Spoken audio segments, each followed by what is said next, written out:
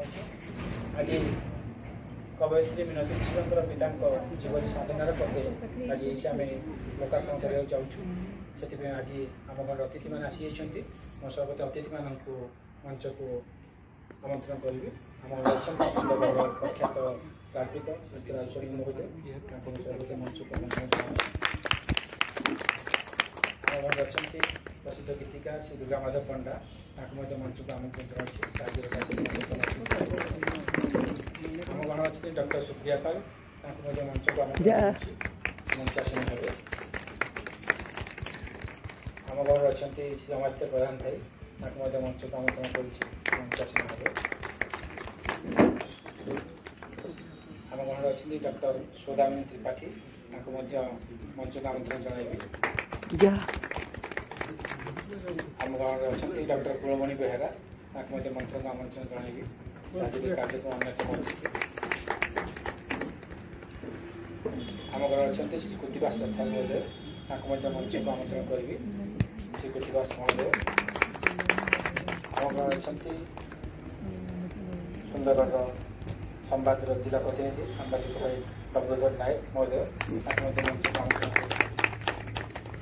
एवं ये पुस्तकर जी लेखिका मिनती मिश्र महोदय मंच को आमंत्रण करी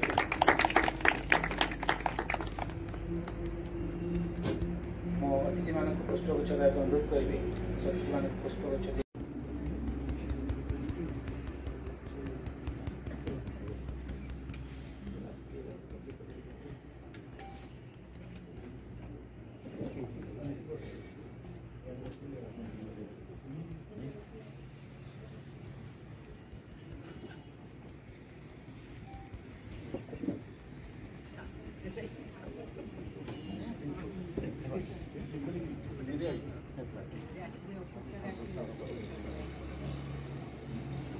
कार्यक्रम परवर्ती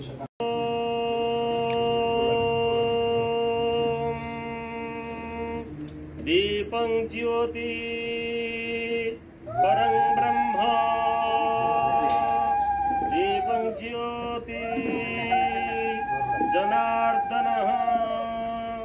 दीपं ज्योति हरते पापं पूजा दीपं नमोस्तुते ओम अग्नि आयाहि वेतये गृणानो हव्यदातये निहोता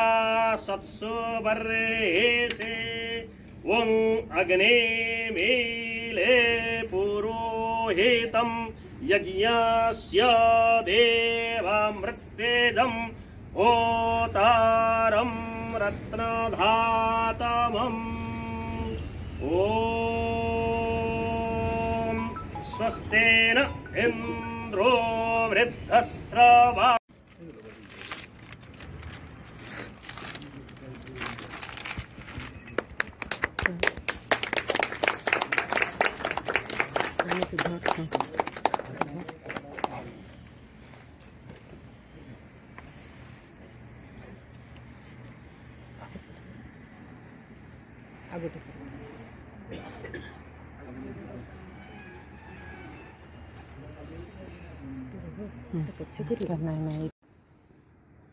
मत लगे से गोटे गोटे अमृत फल हो जाती आम मान अनुभूतिर कथा जब जब मिनती मत फोन करे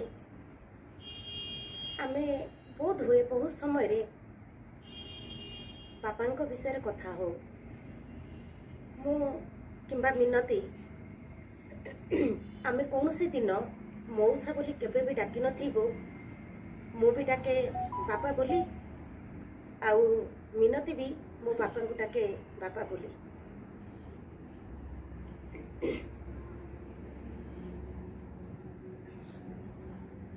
बोध हुए 20 मसीहा नभेम्बर बोधे मिडिल हम मत लगुच जहाँ मन पड़े एवं मिनती की फोन कला बेलू माने आज कौन से शब्द नहीं कहवाक मिनतिर अवस्था आ स्वर मु प्रकृत एमती शुणी नी मिनती केते भांगी पड़ता से दिन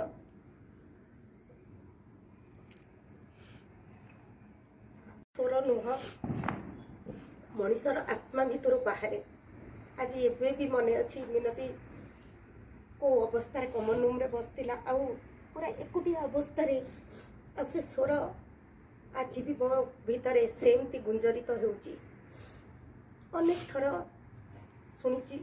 मिनती मुहर बापा कथा बहुत भल लगे जो गोटे झीटीए निज बापा को निजर आदर्श निजर गुरु निजर बंधु एवं बोध हुए सबुठारू छाती तलर गोटे फरुआ भितर साइती रखिथिबा गोटे आत्मा सदृश निज पिता रही था से बड़े खुशी लगे प्रकृत से पिता केते साधु केते देवोपम एवं से पिता जनकर भूमिका से जीवन में केते रही थाए अनेक समय रे मिनती पिला दिनर कथा ठारू आरंभ करी बापा सांगे समय कटई थिबा आ मु भी देखि पारुथिली जदिओ बापा को केबे भी मु देखिबार सुजोग पाइलिनी किंतु मने मने मु देखा पाए प्रकृत बापा केमती होइतिबे केमती बसुतिले पिला दिन केमती कटिची आउ किछि मिनती मते पठेइतिला बहिर अंश जहाँ पढ़ी मते लागुथिला जेमती सबु चलमान सबु जेमती से ज्ञानतिमिरान्धस्य ज्ञानाञ्जनशलाकया चक्षुरुन्मीलितं येन तस्मै श्री गुरवे नमः। पिता धर्म पिता स्वर्ग पिता हि परमं तपः पितरि प्रीतिमा फन्ने प्रियन्ते सर्वदेवताः। सम्माननीय आजिर मंचासीन अतिथिवृंद सम्माननीय श्रीजुक्त राजू दादा मामू कुलमणि सार भाईना सुप्रिया मैडम समस्त अमार सार विश्व बाबू तो आउ जो मंच तले अच्छा समस्त सम्माननीय सुधीवृंद समस्त साहित्य प्रेमी आउ समस्ते आज यही परिवार जड़ित होता आम परिवार समस्त सुधीवृंद तो आज गोटे गोटे 4 वर्ष 3 वर्ष तलर स्मृति को आम फेरी जाऊे आउ मत तो लगुच बोधे ये ठिया कि मत लगुच बोधे आज जमती से एकादश आड़े स्मृतिचारण हुए मत लगुच से दिनटा आज आसी या भितर एत दिन गलानी भाया जना पड़ुनी तो आज जो व्यक्ति लिखाई बही साधनार पथे मत गोटे समीक्षा दायित्व देइचंती मैडम किंतु मु भावुची तांकर पुस्तक को समीक्षा कला भलिया बोधे सामर्थ्य मोर नाही कारण से जो व्यक्तित्व जहाँ को आमे देखुछु जहाँ विषय आलोचना चली तांकर गुणावली तांकर आदर्श तांकर नीति नियम तांकर चालीचलन कथबार्ता तांकर चेहरा तांकर हस ये सब को गोटे मात्र अर्धशत परिमत पुस्तक कह 50 पेज भितर अच्छी तो यही पुस्तक वर्णना करा जाई न पाए आ ताकू पुणी समीक्षा करबा भलिया सामर्थ्य भी मोर नाही तो मु खाली जदि पुस्तक को मोटामोटी उपर कहबी मु तो मोर बांधवी बापा तेणु से हिसाब से बहुत कम तांकू देखी किंतु जानी बेसी देखिबार मिसिबार सुजोग कम पाई किंतु तांका विषय रे जहाँ जानी आउ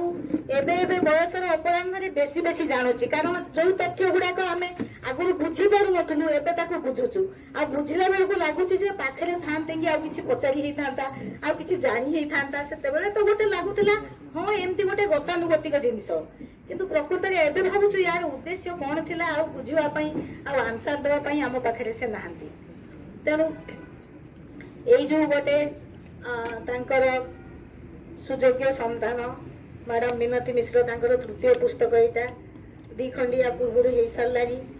तो एई आउ एते बेलको पुणी बुद्धिर परिपक्वता आसी जाइछि अभिज्ञता आसी जाइछि